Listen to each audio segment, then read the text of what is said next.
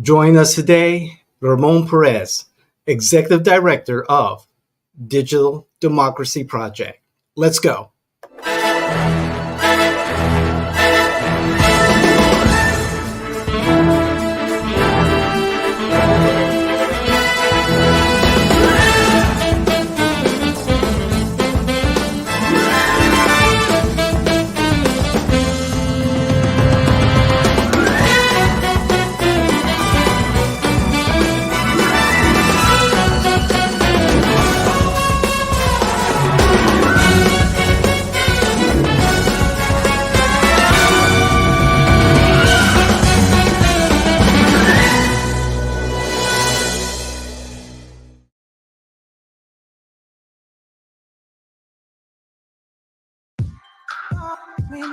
Ever wish you could tell your legislators exactly how to vote? Well, now you can. And it's right in the palm of your hands. Introducing the Digital Democracy Project, a mobile voting app and online tracking system, connecting you to the process, giving you the power. You vote on pending bills, on issues that affect us all, every day, telling legislators how you want them to vote.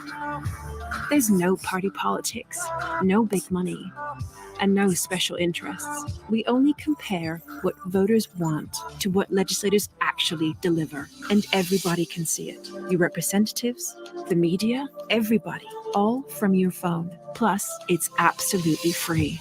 It's as easy as 1, 2, 3. You vote on the same bills as your representatives. We track it online in real time, a running tally. Then we take school. We add up every vote on every issue and we post it. You can see if they have voted with or against the majority. And come election time, now you know the score. It's powered by blockchain technology, keeping you secure. And with ID verification, it guarantees that all votes are real votes by real human voters. And don't worry, we never store, share, or monetize your data. And we never will. We're just putting the power where it belongs, right in your hands. So join us. We have the technology. You have the power. The Digital Democracy Project. This is what democracy looks like. All right. We'd like to welcome Ramon Perez, Executive Director of the Digital Democracy Project. How are you, sir? Yeah, it's great. Thanks for having me. I appreciate you talking to me today. Excellent, excellent. Let me put you in the right spot there. There we go. All right. We're very appreciative that you are taking time out of your busy day to join us. I'll just jump right into it. You have a background in technology, AI. Tell us a little bit about yourself. Right. So I was an engineering student in college during 9/11, and I joined the military as a result of 9/11. I decided I wanted to, instead of designing airplane engines, which was what I originally wanted to do, my entire focus shifted. I went into the military. I served um, on active duty for several years, and did that for a couple tours, Iraq, Afghanistan, did some tour on the Korean Peninsula, etc. And that was the first time I was really exposed to working with big data, I guess you could say, because I was an intelligence officer, and so a lot of it was trying to identify, find terrorists, and bring them to justice. And that was the first time I really experienced using big data as a tool for that. So it got me interested in the concept.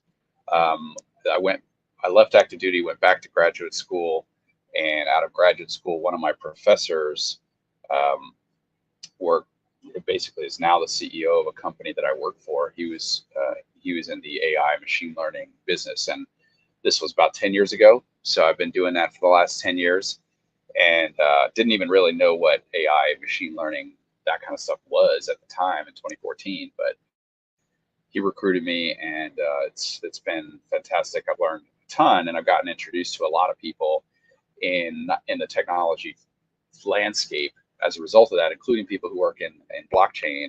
I got introduced to Nimit Sawhney, the CEO of Votes. Votes is a really innovative election software built on blockchain. It's a mobile voting software. They got started in 2016. I got introduced to them, and they've been running real elections where people could vote by phone, mostly for military voters overseas who were trying to cast a ballot, really struggled to get an absentee ballot through the mail. So I resonated with that right away. I mean, immediately it was like, oh, this is perfect, because I've been in this situation of trying to vote while deployed, and it's tough. It's really, really tough. You have to mail in your absentee ballot like over a month in advance, and sometimes the person you vote for, if it's a primary, I had more than one time that person dropped out by the time my ballot got through the mail. So, I mean, I hated that experience, and I loved the technology they were building. And I said, well, wait a minute, if you can let people vote by phone, and you can do it in a way that's secure, so that you are doing, device level encryption and two-factor authentication and biometrics, and then you got the whole blockchain backend, and so there's no manipulate or some foreign actor come in and manipulate the results.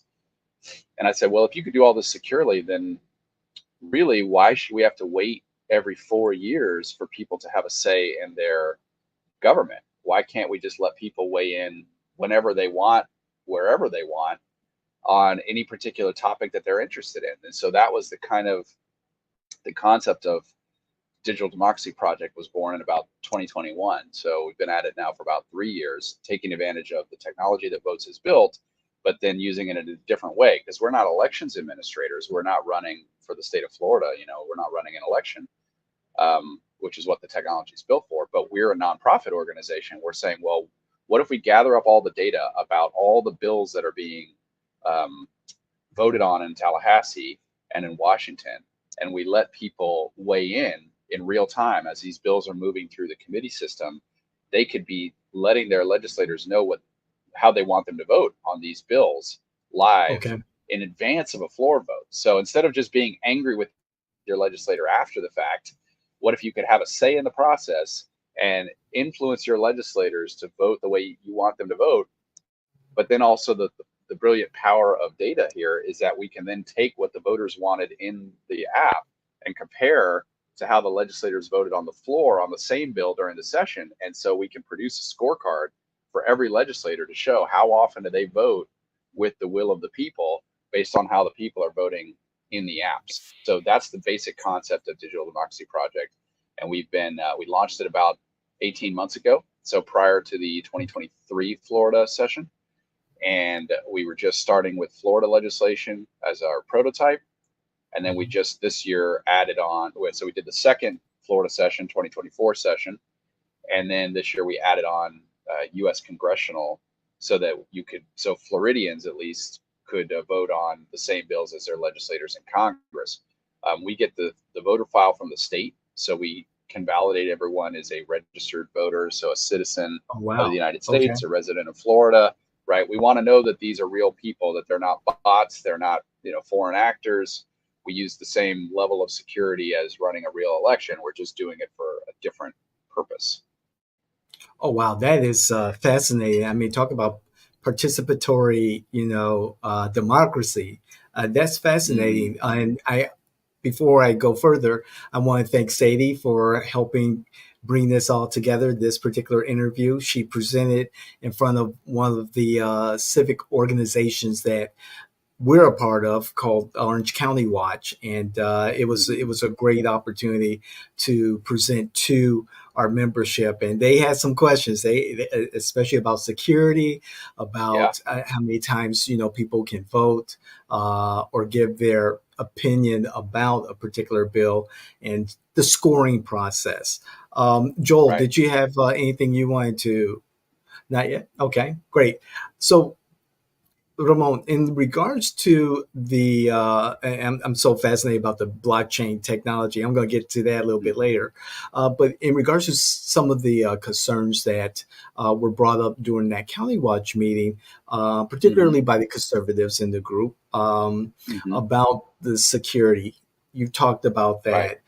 How do you put that into layman terms for a crowd like the one we had at County Watch? Right. I mean, the simplest way is to say that this is real election software that we're using. This is not a Twitter poll. Mhm. You know, it is a high barrier to entry because you do have to be a registered Florida voter. We have to find you on the voter file, and we have to. We also use photo ID matching, so you do a selfie scan and an image of your driver's license. Then it gets checked against the DMV record to make sure that that's actually in the DMV records. So because we're using real election software, we're following the same process the state of Florida uses when you vote at a polling site. It's just doing it using mobile election technology. And so, like I Sure. said, this was originally built for military voters overseas, but several states that are using it are actually conservative states because they wanted to better serve military voters. So West Virginia was the first state to pilot this software back in 2016. Utah, Arizona, um, they've expanded into Oregon, Colorado. I think the city of Denver actually ran their elections on this a couple years ago. Massachusetts. So it's really not partisan in nature. It's a it's a way to balance, I think, the needs that conservatives have rightly expressed around how do you make sure that the system is secure, that you are matching Right. someone's identity against the voter file, and it does that. And then the concerns that Democrats or progressives have, which is how do you provide greater access to voting so that there's a lower barrier for people to vote? And I think it does that as well. It brings the voting process to somebody's home effectively. And so to try to do both of those things securely in a way that can't be tampered with, can't be manipulated by foreign actors, these types of things. That's why we partner with Votes rather than trying to just build something ourselves that could be just another online polling system. We wanted to start with a basis of security to build on top of. Excellent. That I'm so fascinated, and this conversation is going even further than what was explained to our group at County Watch. My second question I have is in regards to the scoring itself. Again, there were concerns about too many people maybe scoring a particular legislator lower, just because that group of voters scoring the legislator may be from an opposing or an opposite Right, political affiliation. So there were right, concerns right. about that. Yeah, for sure. I think well, for one, the last probably, the last 2 years or so, we've really been focusing on building the product so that we can connect we get provision the mobile application, but also connect the data that where we're scraping all the bills and everything from the state websites and getting the vote records, getting it all into the scorecards, like making the maps work. All of that has been a lot of the focus of the team. And so what Sadie has been doing recently is doing a lot more outreach to actually spread the word and get organizations to get their members to use this platform and be involved. And I think a lot of our early adopters um, have been probably left-leaning organizations because they have not had control in Tallahassee. So realistically, that's what I've observed is that people who feel a sense of like disenchantment with being out of power in Tallahassee have been more driven to be involved in the project. Since we've added federal legislation, I think we've seen a little bit more pickup amongst conservative groups who want to have more influence in Washington, where it's a split Congress and the White House is under the control of the Democrats. So our point of view is that we just provide the platform. It's not really up to us to have an opinion on any of this legislation. We don't take a stance on any of these things. We just want to Correct. provide a platform that anybody can have a say in the process. But yeah, I do think that probably the early adopters have been more left leaning, and that's why you're seeing some of those early scorecards be more left leaning.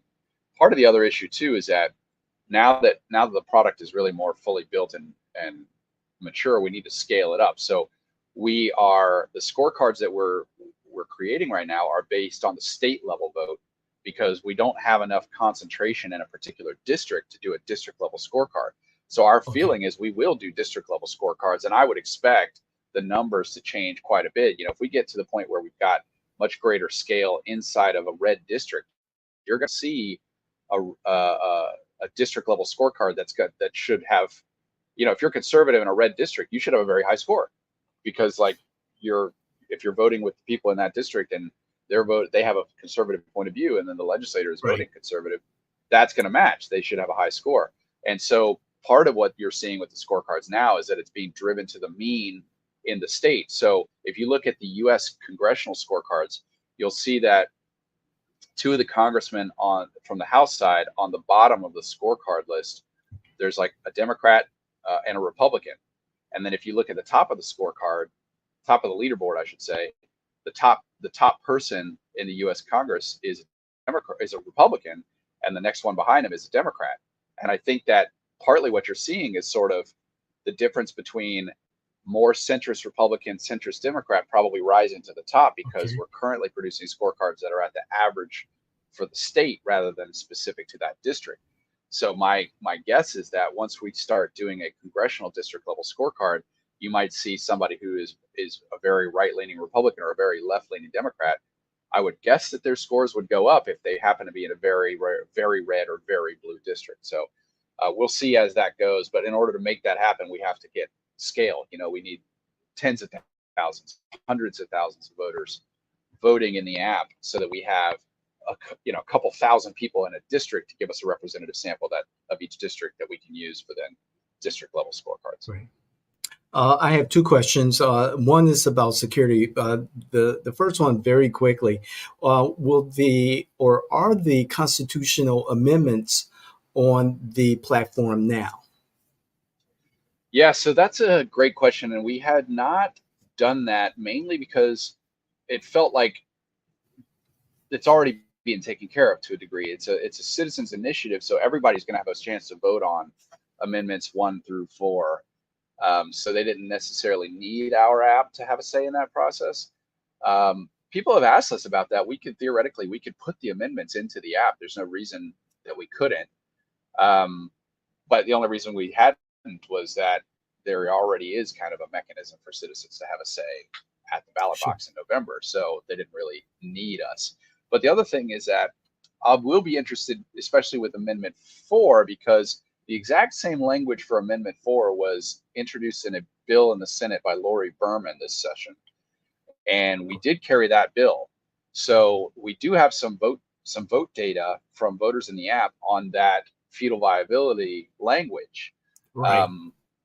So we will see how that compares to the actual Amendment 4 voting in the fall. How close were the numbers in the app versus the numbers on the Amendment 4, because the language is like literally was picked up from Amendment 4 and put into that Berman bill. So I will be curious to see, because that'll give us a sense of what's the bias level in this data, because we actually don't see how individuals vote.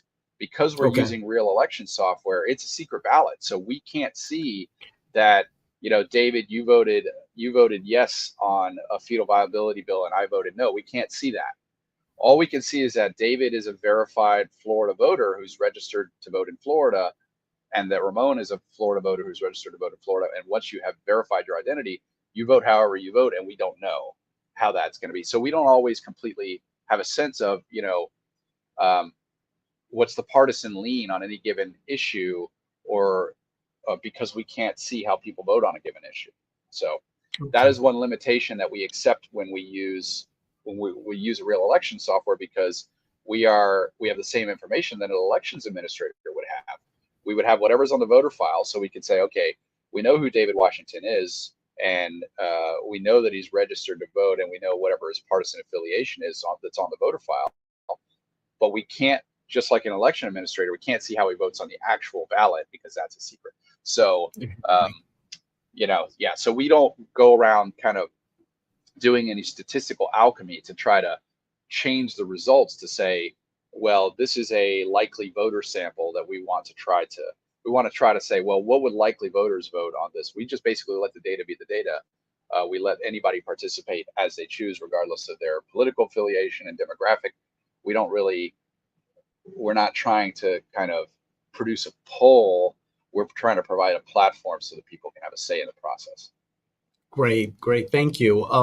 Cedra submitted the question in regards to security, and it says, as mentioned in the DDP video, that data is not shared. However, how is it possible that the data is not shared? If healthcare data can be stolen, then how is this secure? You've kind of touched on that. What's your stance on this? Yeah, partly it's that we get the data. We get the data from the state. We get the voter file, right? So the voter file is shared to us by the state of Florida. We don't have the ability to see how someone votes. So that the fact that it's a secret ballot is part of the reason why we don't share the data, because we never have that. Okay. When you vote, your vote record gets added to the blockchain, and there is an encryption of your actual identifying information. So there's a uniquely encrypted ID, so that it's like David Washington is separated from the actual vote record. And this is kind of how blockchain works generally, how Bitcoin, the kind of mechanism behind how Bitcoin works. Even though we don't have any cryptocurrency involved in this, the Correct. actual blockchain itself is the same conceptual. So what that allows is that it's an immutable block store, so nobody can manipulate any of the records. Once they're on the blockchain, they're there forever. Right. So that third party auditors can check the tallies and make sure that there's no change in the vote tallies over the course of time, but they don't have the ability to trace it back to an individual voter. So that's how that's done. I think the difference with healthcare records is that your healthcare record is attached to your personal details. Because it's a health record, they have to know that, Ramon is the guy with atherosclerosis, not David, right? Like, if they don't know which patient they're dealing with, Exactly. I think that's, so we're able to sort of disentangle the actual vote record from the verified voter. The verified voter, once they're in the platform, they sort of become invisible, because it's just their vote record is added to the blockchain, and then it's a unique key at that point on, so that the tallies can be audited by the third party auditors. Is the blockchain proprietary, or is it sitting the platform sitting on like Solantra or Ethereum? I think I got them correctly. It's been a while since I looked into blockchain, but Yeah, is it a proprietary blockchain this that one was uses created? Hyperledger. Okay. It is, yeah, it's using Hyperledger. It's it is run by both, because it's not involved in cryptocurrency, so there's no currency aspect of financing the blockchain itself. So Votes pays for the compute power to run the blockchain on Hyperledger.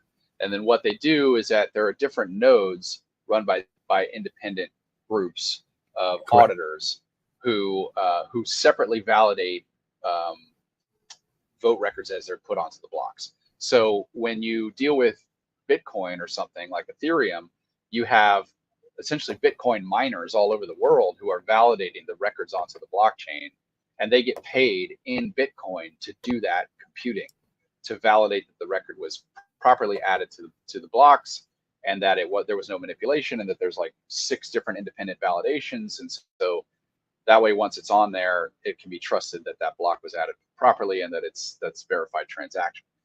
When you don't have cryptocurrency to incentivize it, and you have essentially votes having to pay that compute costs themselves, that's why the independent auditors have to be separate entities who perform their own validations on the blocks, so that no one organization has the keys to the kingdom, if you will. You would have to hack 6 different organizations in this case in order to change the vote records. We've actually, as Digital Democracy Project, we've been interested in potentially becoming one of those independent auditors as well, of managing one of the Hyperledger nodes. But that would be something that would require some funding, and we, I think you wanted to talk about this, but we had Yes, please. funding lined up that got right. So we had a bipartisan funding that was supported by a senior Republican in the Senate and a junior Democrat in the House of Representatives. This is in Tallahassee, so we're talking about Florida legislation. They had successfully worked it through the budget process in the Florida Senate and the Florida House, and had been approved, and went to the governor's desk. I did a TED talk on May 30th, I think it was, and Okay. we announced that we had secured this bipartisan funding for this project, and very excitedly, because it's hard to get something bipartisan in Florida, it seems like, or Very anything to true. do with politics these days, right? Doing anything bipartisan. And so 2 weeks after that TED talk went live, Governor DeSantis vetoed our funding. And it's hard to know why. We don't really have any insight into this, especially when we had senior Republican senator who put his name on the funding appropriation. We had a senior Republican, a budget committee chair in the House who supported it as well, who's a very conservative guy. And like I say, though, if you're conservative in a very red district, you've got nothing to fear from hearing from voters. And I think a lot of them just saw it as a great tool to hear from voters before they have to go take a tough vote, right? They can't afford to poll their district every single time they want to take a vote. It's just not practical. Polling is 30 to 40 grand a pop every time you want to do it. So I think they saw it as a Yes. great tool for them, right, to hear from their voters in a way that's Exactly. validated, right? Because if people call the switchboard or people send an email, it's very hard to figure out if that person's actually in your district and not just some AstroTurf campaign. So Correct. the fact that we were, putting a lot of emphasis on voter verification and security was a really appealing to a lot of the conservatives in Tallahassee and Democrats who just see it as a tool. So it was a shock, to be honest, that the funding got vetoed. We'll Yes. try again next cycle, but we'll see where it goes. Wow, that it is unfortunate because I believe, I'll speak for myself, this tool is very valuable, and I'd like to do even more research and implement it in some of the things that we do. Um, Mm-hmm. eh, Joel, did you have any questions? Yeah, I was kind of curious on how are you gonna pitch this, or I don't want to say pitch.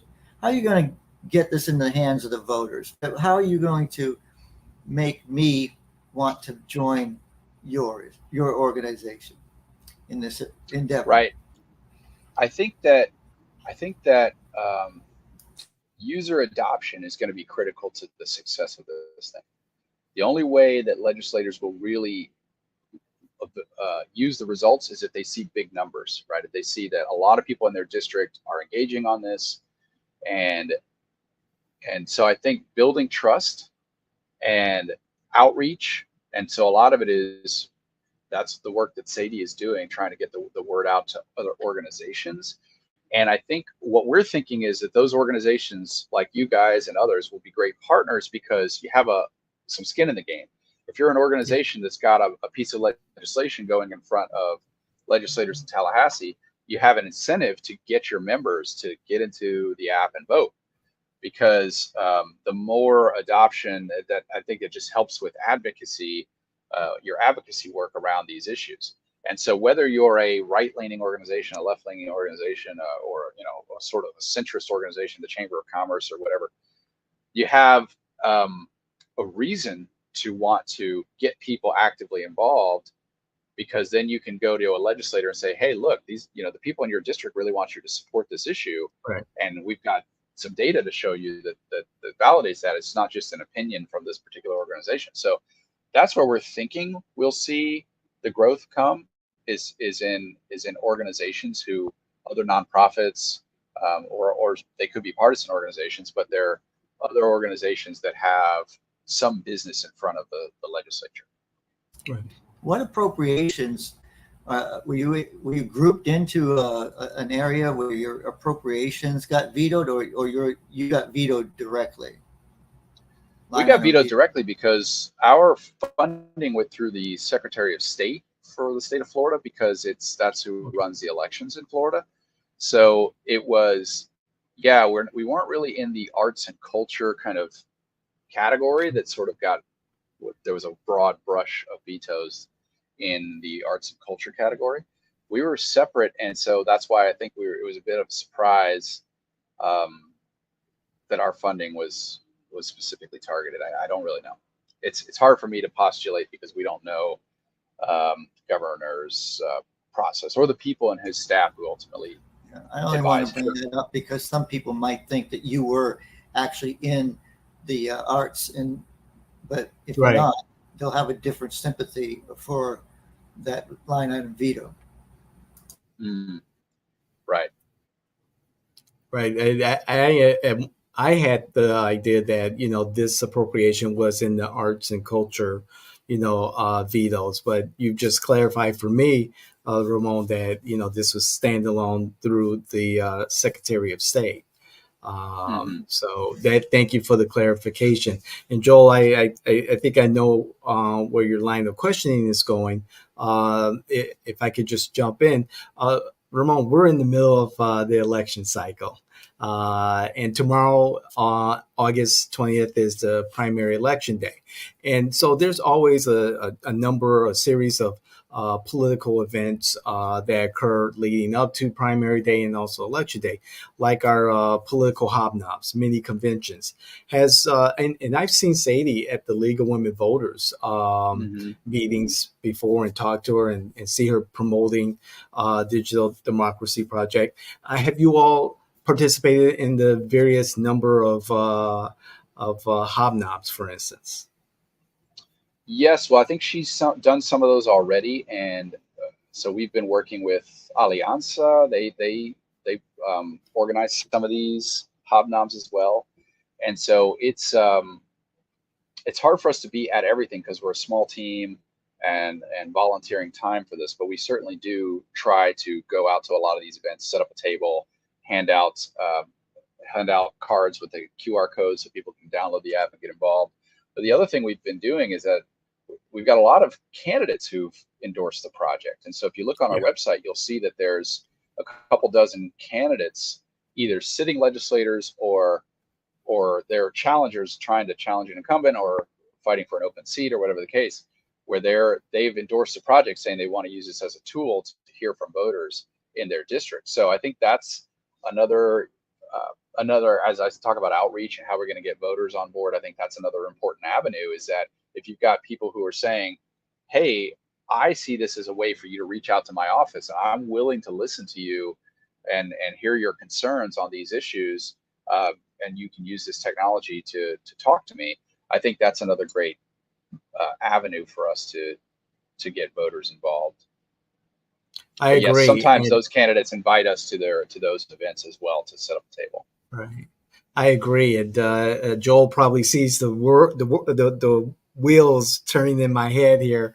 There's a couple of initiatives that we are planning for the near future going into 2026, particularly our Leadership Academy, where we are preparing to prepare the next generation of civic leaders. And then also we are preparing our own political experience, which will include a hobnob. And hopefully that will launch in 2026 for the gubernatorial elections. And we'll love to partner with you all starting now into the future and help promote this and get more people onto the platform. I love the idea of the blockchain voting. That's something that we want to incorporate into our plans into the future, as far as the Leadership Academy and also the what is called right now United Voice, our political experience for 2026. Joel, did you have anything else that you wanted to add? No, I really appreciate you explaining this, because Corey Mills, when he first started to run, he wanted a system like this, and it's very specific. He said he wanted to hear from the voters, and it was like he was talking directly to me about your project. So, I mean, there are legislators like Corey that have an idea that they want to listen, and he said he would, if he voted against something that was popular, he would make sure that he clarified why. Excellent. Oh, I think Ramon froze there. Right. Oh, there Right. he And is. I would love to have a version of this. Okay. I would love to have a version of this in the future where legislators could, um, post a YouTube video or something directly on the website explaining why they either voted the way they did, or in advance why they think voters in the app should vote one way or the other based on what they know about the legislation. I think that would be a great adaptation of this for future, whether it's an organization who supports a piece of legislation or opposes a piece of legislation, wanted to explain to people why they've taken that stance as an organization, or why they believe that people should know about this aspect of a bill or that aspect of a bill to give them information about supporting their point of view. Same thing for legislators. I would love to have that as a future implementation of this. We've also, I think it's great to hear people like Corey Mills who kind of coming to this consensus. Yeah, it's a 21st century. We should be able to use 21st century tools to have greater access and accountability in our system of government. I think that a lot of what's motivated me personally to get involved with this and do this as a nonprofit, where there's no shareholders and there's no potential for people to try to sell out the organization and to Google or something, But a lot of the motivation is this feeling that I personally lost friends in Iraq, and we spent 20 years fighting for freedom for other people in other parts of the world, and the idea that our own, we come back from 20 years of effort and our own democracy feels like it's on a precipice. That's terrifying to me. And I would like for us as a society to get back to a system where we can talk to each other and we can have debate and dialogue and build consensus around ideas that bring everybody along, instead of constantly being in our battlegrounds, team red, team blue, throwing spears at each other and nobody being able to have Thanksgiving together anymore. So I think that our hope is that this type of, we can show people that democracy can still function and we can use 21st century tools to do that. And we also need 21st century type of legislators like Corey Mills and others who want to be more accountable and use these tools to hear from voters in a new and interesting way. Excellent. Thank you.